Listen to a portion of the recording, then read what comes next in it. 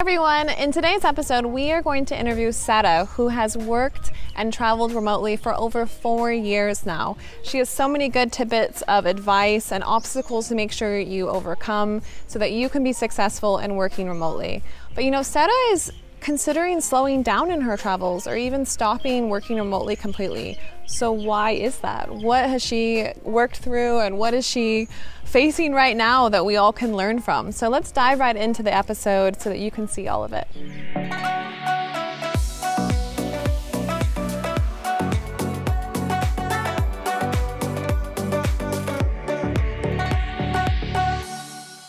Before we get started, we just want to give a shout out to Office R&D, who is our sponsor on today's episode. They are a co-working management software company that helps workspaces around the world deliver better experiences to their customers. They share our values of promoting and championing remote work, and they've been our biggest supporters since day one. Okay, so let's continue. So Sara, I'm so excited to chat with you today. And from the second we had our first breakfast here at SunDesk, I was like, we're going to be friends. I was like really happy to meet you. But I wanted to share with everyone, some more stuff about you. So just foundational things. Where are you from and like how long have you been traveling for? Yes, so I'm originally from Italy. And then I lived about 20 years in the UK, which is a long time. That's a long time. And then I got really depressed by the weather, and so I decided to start traveling, and that was over 4 years ago. Wow. So I've been on the road for 4.5 years. So is it mostly full time like on the road, or do you go back and stay in the UK or Italy at some point? I sometimes go back to the UK or Italy to see family, but I don't have a home, so literally on the road full time. Wow, that's intense. I like it. Yes, it's kind of getting to the point where it's a bit too much now. Yeah, so it's been fun, but it comes with some challenges, as I'm sure you know. Yeah, for sure.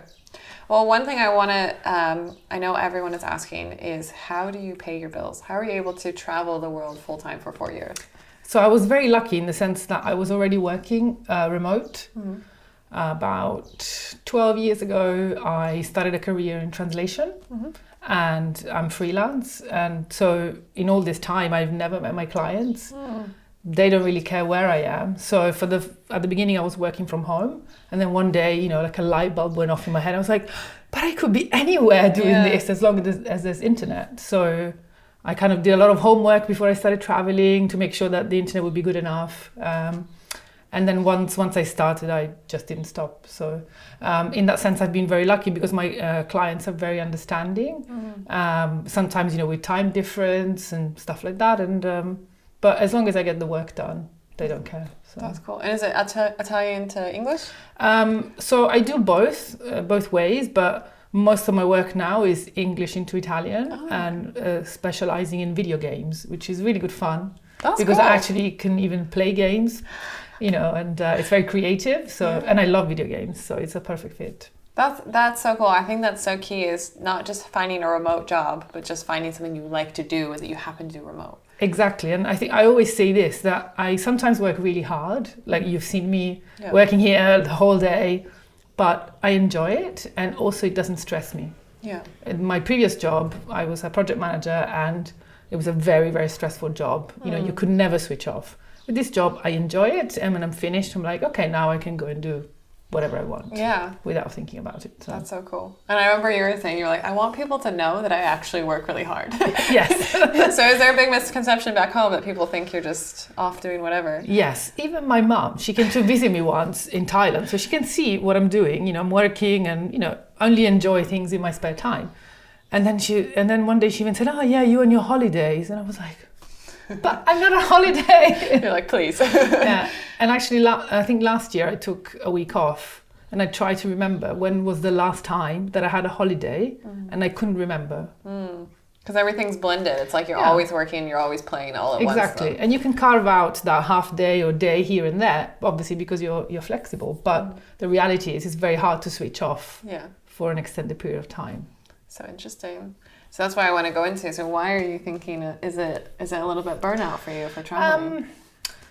So last year, I unfortunately had a very, very serious health issue, which kind of really brought everything into focus. And the idea of having to go through something medical without having a home was quite scary.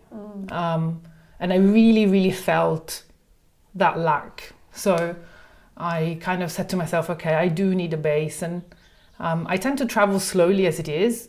Like right now, it's unusual for me to only be here for a couple of weeks. Normally I go months in one place. But even then, it's still like you don't have a base, you don't even things like medical records and speaking to medical professionals, or if you have to have a kind of long-term treatment, it's all very hard to do if you're constantly on the move. So I would say that's the main reason why I kind of feel maybe I need to have a base and then travel in chunks as opposed to kind of on the go. If you were to settle down and have a base, where would it be? Isn't that the $1 million question? Seriously, no. That's what I'm always asking myself. Yeah, I've kind of been auditioning places for the past 2 years, but I keep getting back to London. I have a home there. I have my friends there.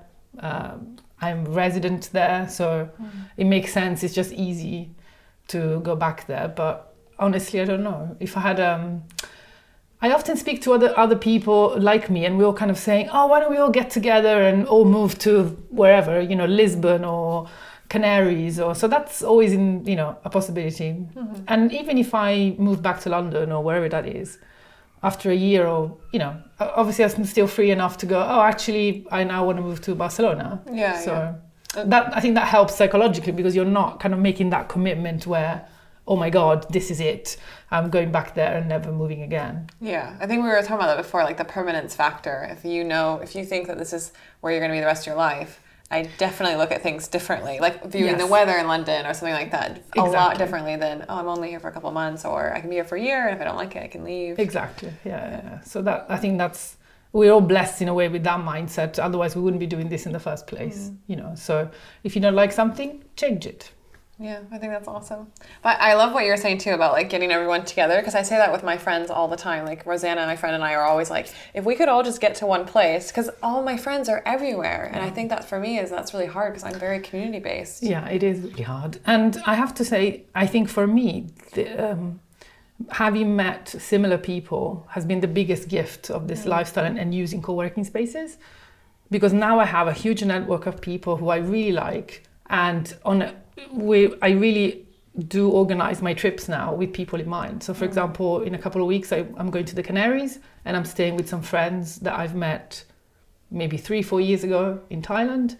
And every year we have a trip together. We stay a month or two somewhere, and we get an apartment, and it's super nice. Oh, that's You're going to have your little crew, and Yeah, I'm definitely going to do that this year. I think some of my friends, as you get to know each other more and more, like over the years, you're like, why don't we just do that? Why don't we just travel together or like meet somewhere? It does take some planning, it's really hard. And somebody to kind of push and go, okay, let's book flights and stuff, So it's another kind of energy. But I think when you do it, then you also share the research. For if you're going somewhere new, I'm like, I don't know what to do here. Where should we stay? And maybe by myself, I will go, oh no, that's, it's too much, I'll go somewhere that I know. But if there's a few of you, then you can share that burden and make it easier. That's so cool. I always call it my soft landing. You create your own. Yeah. That's cool. So is there anything that you would tell people who are thinking of traveling or have never done it, or like any type of advice that you wish that you had known? What I've seen is that people really have this urge of like cutting loose and going, I'm traveling, and they don't think of the long term in a really bureaucratic sense. I really think the world is not ready for how we live. And so I think the best thing I was able to do is to keep everything in the UK as if I'm there.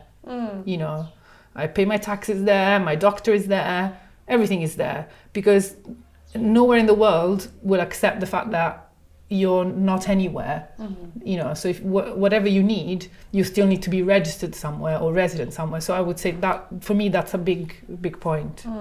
That's a really good tip, because I think people, especially if you're testing a lifestyle, if you just like sell everything and you're like, F this, I'm leaving, and then you need to come back at some point. Yeah, basic stuff, even like bank accounts. People suddenly are like, oh, my bank is telling me I don't live here anymore, so I can't access things. And I'm like, well, yeah, it's good to figure that one out. Yeah, for sure. Well, thank you so much, Sara. It's really nice. I'm happy I met you, and I definitely think we're gonna be one of those people where we're gonna like, where are you? I think so too. Meet up in the world, especially coming back out to Thailand. I want to organize it where we're in the same spot. I Yes, definitely. I definitely need to come back to Chiang Mai a little bit, because I think the first time I experienced it, I kind of hung out with the people I already knew. So it'd be nice to kind of spread out a little bit and reach out. Yeah, and I will show you the good stuff. Cool. Thank you. Thank you. I loved interviewing Sara. I learned that, it's okay to slow down if you need to. It's not a big race to be running around the world. We need to be taking care of ourselves and making sure that we're building those communities, building our businesses in a way that's sustainable and healthy. So I learned all about self-care when I interviewed her. I hope that these tips helped you. Hit like at the bottom of the screen if you liked it, subscribe to our channel, and we cannot wait to see you next time. Bye guys.